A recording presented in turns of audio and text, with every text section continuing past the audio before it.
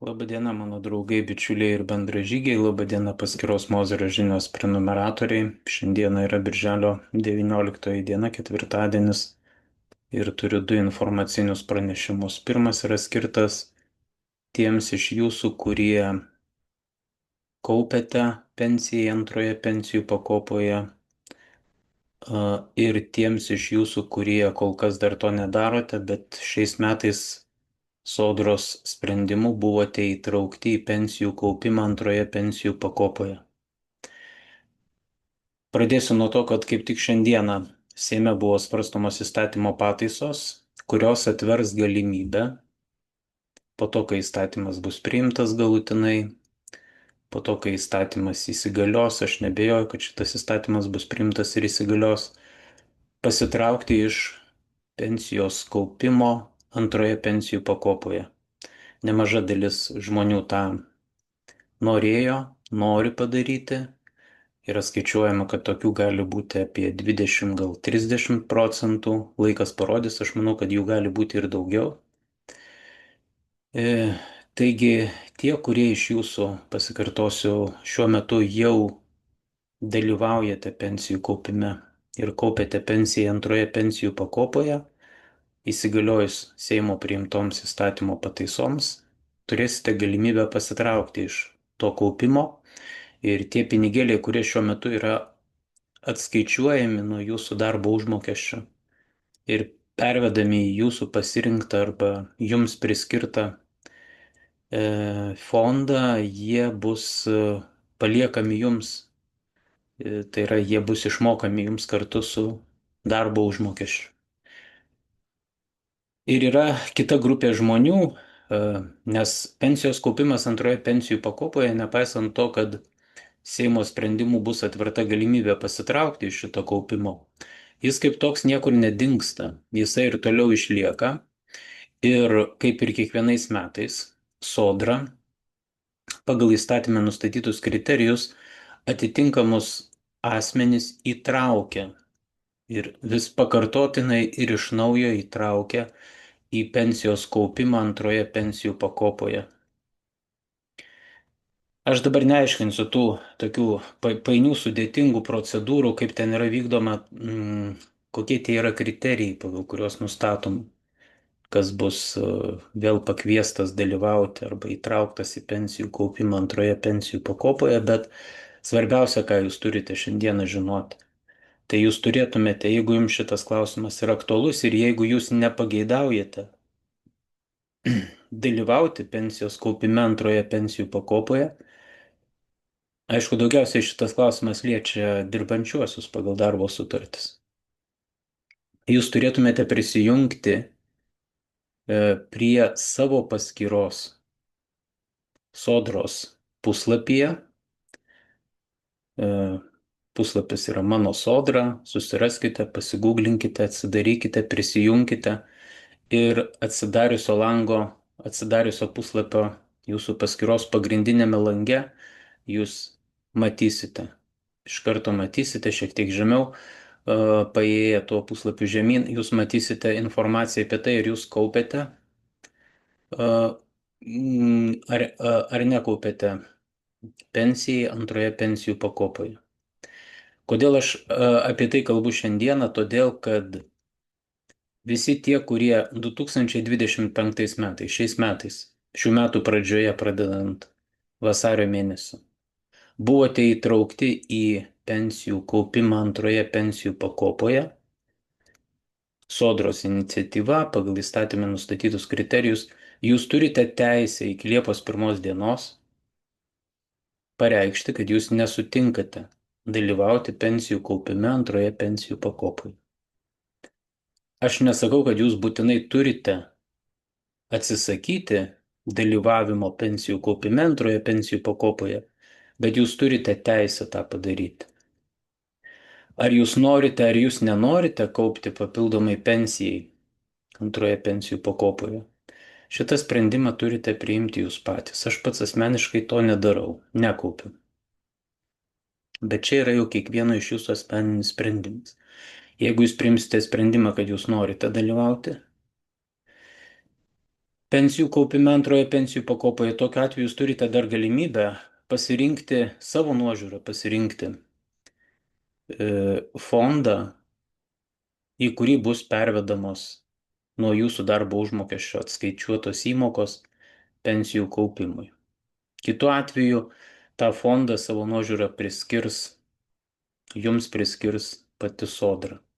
O jeigu jūs nenorite dalyvauti, bet esate šiais metais sodros iniciatyva įtraukti į pensijų kaupimą antroje pensijų pakopoje, jūs turėtumėte apie tai raštu pranešti sodrai. Ta galite padaryti per tą pačią paskyrą Mano sodra, kurioje aš jums ir rekomenduoju pasitikrinti, ar esate sodros pakviesti dalyvauti antroje pensijų kaupime antroje pensijų kaupimo pakopoje, ar nesate.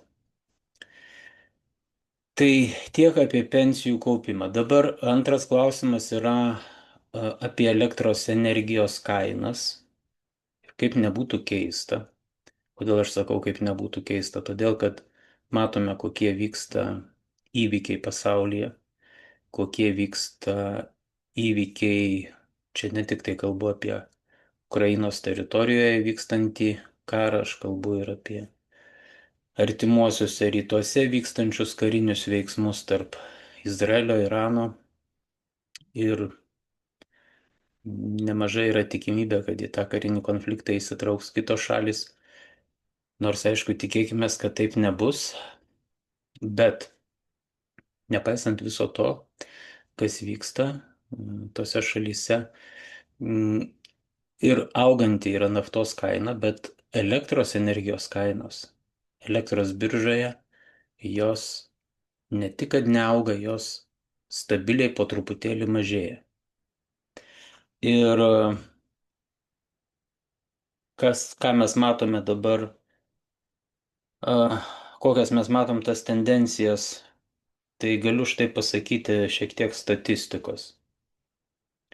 25 metai, paimkim, kad ir nuo sausio mėnesio.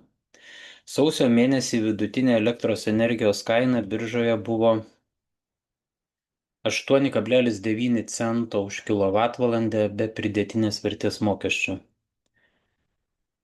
25 metų vasario mėnesį kaina šoktelėjo iki 15,2 centų už kilovatvalandę. Čia visos kainos bus be pridėtinės vertės mokesčio, tai aš nekartosiu. 25 kovo mėnesį 9,1 cento už kilovatvalandę. 25 metų balandžio mėnesio vidutinė kaina biržoje 7,5 cento už kilovatvalandę. Gegužės mėnesį kaina biržoje 6,7 cento už kilovatvalandę.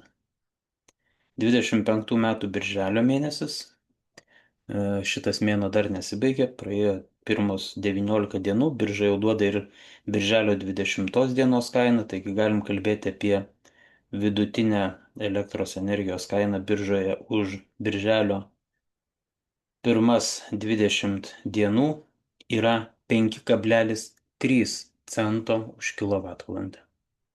Štai tokios yra elektros energijos kainos elektros biržoje. Ir čia toks nedidelis buvo išsišokimas, pasikartosiu, vasario mėnesį, kai kaina šoktelėjo iki 15 centų už kilovatvalandę, o toliau jinai stabiliai mažėja. 9 centai už kilovatvalandę, 7,5, 6,7 cento ir birželio mėnesis 5,3 cento. Aš tikiuosi, kad birželio likusios 10 dienų reikšmingesnės įtakos vidutiniai birželio mėnesio biržiniai kainai nepadarys. Galbūt net jinai dar ir pamažės, nes jeigu žiūrime atskirų dienų vidurkius, birželio 20, 19, 18, 17, tai mes matome, kad ten kaina siekia ir 3 centus už kilovatvalandę, 3,5 cento už kilovatvalandę. Čia be pridėtinės vertės mokesčių. Ir vat visas tas kainos mažėjimas, elektros energijos kainos mažėjimas biržoje vyksta nepaisant to, kad naftos kaina pasaulio rinkose brangsta, didėja tiksliau. Ir ką aš noriu dabar pasakyti? Aš noriu pasakyti, kad panašu yra labai panašu į tai, kad garantinio tiekimo, elektros energijos garantinio tiekimo kaina Liepos mėnesiui bus dar mažesnė negu kad jinai yra dabar, birželio mėnesį. Ir aš matyt, nematyt, o šiandieną šituo įrašu noriu parekomenduoti. Pirmiausia, tiem vartotojams, kurie yra garantinėme tiekime, tai be abejo toliau ir likti garantinėme tiekime. O tiems vartotojams, kurie yra sudarę sutartis, nesvarbu ar ten su Igničiu, ar su Elektrum, ar su Enefitu, atsiversti tas sutartis. Atsiversti ir pasižiūrėti, kokiomis kainomis, kokiais tarifais jūs perkate elektros energiją šiuo metu iš jūsų turimo elektros energijos tiekėjo. Aš čia dabar pavardinau biržinės kainas vidurkius 7,4 cento, 6,7 cento, 5,3 cento be PVM. Tai čia aš kalbu tik tai apie elektros energijos kainą. Nes jūs kaip žinote, mes kai apmokame sąskaitą už elektros energiją, tai toje sąskaitoje jūs matote tikrai didesnį skaičių kilovatvalandės kainos skaičių negu 5 ar 6 ar 7 centai. Kodėl? Todėl, kad prie šitos kainos dar pridedamas yra elektros energijos persiuntimo paslaugos mokestis, kuris yra, jeigu tai yra vienos laiko zonos apskaita yra įrengta pas vartotoją, tai bus apie 10 centų už kilovatvalandę. Jeigu 2 laiko zonų apskaita, tai dieninis tarifas persiuntimo paslaugai bus apie 11 centų už kilovatvalandę. Nakties ir savaitgalio persiuntimo paslaugos tarifas bus 6 centai už kilovatvalandę. Bet reikalas yra tas, kad grįžtų prie to, kad jums aš rekomenduočiau atsiversti jūsų turimą sutartį su elektros energijos tiekėju arba dar paprašiau tiesiog paimti sąskaitą, paskutinę tiekėjo atsiųstą jums sąskaitą ir pasižiūrėti, kokią jūs mokate galutinę, dabar pasakysiu taip, galutinę kainą už 1 kilovatvalandę elektros energijos, įskaitant ir elektros energijos kainą, ir persiuntimo paslaugos kainą. Ir jeigu jūsų mokama kaina, tarkim, jeigu pas jūs yra apskaita vykdoma taikant vienos laiko zonos apskaitos režimą, jeigu jūsų mokama kaina yra didesnė negu 22 centai, aš siūlyčiau jums tokią sutartį su tiekėju nutraukti ir pabūti kurį laiką garantinėme tiekime. Nes garantinio tiekimo kaina jau Liepos mėnesiui, manau, bus apie 18-17 gal net centų už kilovatvalandę. Jeigu pas jūs apskaita yra vykdoma, vėlgi taikant 2 laiko zonų apskaitos režimą ir dieninis tarifas galutinė kaina už kilovatvalandę yra didesnė negu 20 centų, o nakties savaitgalio tarifas yra didesnis negu, taip, apytiksliai sakykime, 18 ar 17 centų, aš taip pat jums rekomenduočiau nutraukti sutartį su tiekėju ir pereiti į garantinį tiekimą. Apskritai, aišku, čia aš pateikiau tokį labai, sakykime taip, šitas mano pasakytas pavyzdys, jo gal ir nereikėtų priimti už gryną pinigą, nes kiekvienas atvejis vis tik tai yra individualus ir su kiekvienu vartotoju reikėtų atskirai pasižiūrėti, kokie yra pas jį tie tarifai, kaip elektros energijos suvartojimas pasiskirsto dienos metu, kiek yra sunaudojama dienos metu, kiek yra sunaudojama nakties ir savaitgalio metu, jeigu pas vartotoją yra vykdoma apskaita taikant dviejų laiko zonų apskaitos režimą. Ir tada individualiai būtų galima tikrai aiškiau ir konkrečiau patarti vartotojui. Bet pagrindinis dalykas, ką aš noriu šiandieną pasakyti, tai yra, kad mes turėtume kaip vartotojai būti suinteresuoti, kaip galima dažniau migruoti. Migruoti tarp tiekėjų, migruoti tarp to vadinamo nepriklausomo tiekimo ir garantinio tiekimo. Iš nepriklausomo tiekimo pereiti į garantinį, iš garantinio vėl eiti į nepriklausomą tiekimą, nes mūsų kaip vartotojų aktyvus migravimas ir nesėdėjimas vietoje, jisai išjudina tą rinką, jis priverčia rinką reaguoti į tuos mūsų judesius ir atitinkamai tiekėjai yra priversti tokiu atveju būti lankstus, yra priverčiami teikti atnaujintus komercinius pasiūlymus, koreguoti savo komercinių pasiūlymų kainą, kainodarą, kitas sąlygas.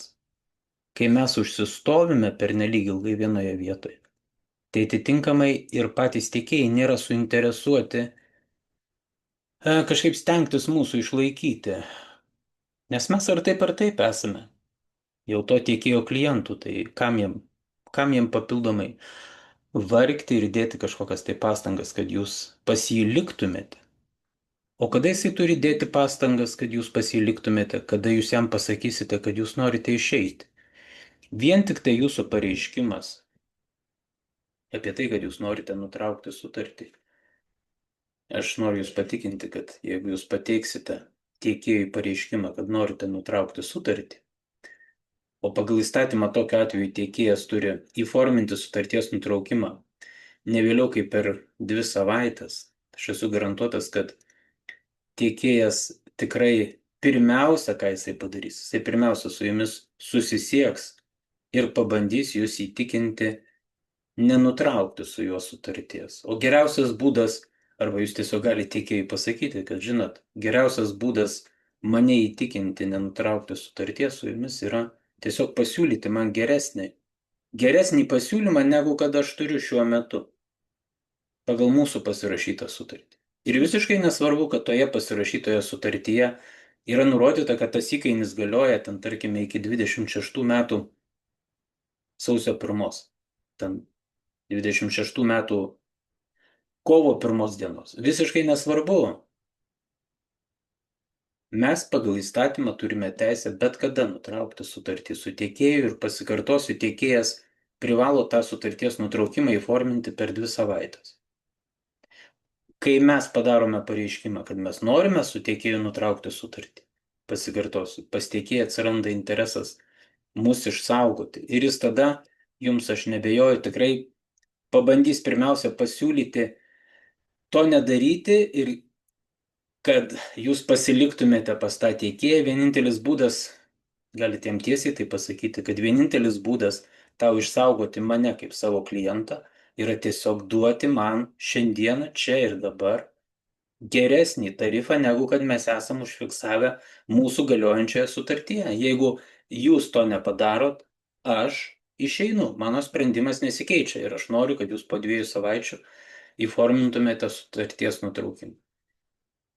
Ir jeigu tiekėjas net ir nepasiūlys kažkokio jums geresnio varianto, jūs dabar, šitoje situacijoje, jūs nepergyvenkite dėl to, kad po 2 savaičių sutartis su jumis bus nutraukta, jums niekas elektros energijos tiekimo nenutrauks, jūs automatiškai pereisite į garantinį tiekimą ir naudositės tikrai pakankamai konkurencingomis garantinio tiekimo kainomis, kurios yra šiandieną nusistovėjusios dėl palankių elektros energijos kainų elektros energijos biržoje. Tai tokie 2 informaciniai pranešimai, atsakant į jūsų man užduotus klausimus. Vienas buvo dėl pensijų kaupimo antroje pensijų pakopoje, kitas dėl elektros energijos kainų ir vartotojo galimų veiksmų keičiantis situacijai rinkoje. Tikiuosi, mano patarimai Tikiuosi, kad bent kažkas tais mano patarimais pasinaudosite, juos įgyvendinsit, realizuosit, o kas to nedarysit, tikiuosi, kad bent ta informacija, kurią išgirdote, jums pasirodys įdomi, naudinga, galbūt jūs ją pritaikysit ateityje. Tai ačiū tiems, kurie klausėsi, dėkoju tiems, kurie mane išgirdo, linkiu gražios popietės ir iki greitų susitikimų.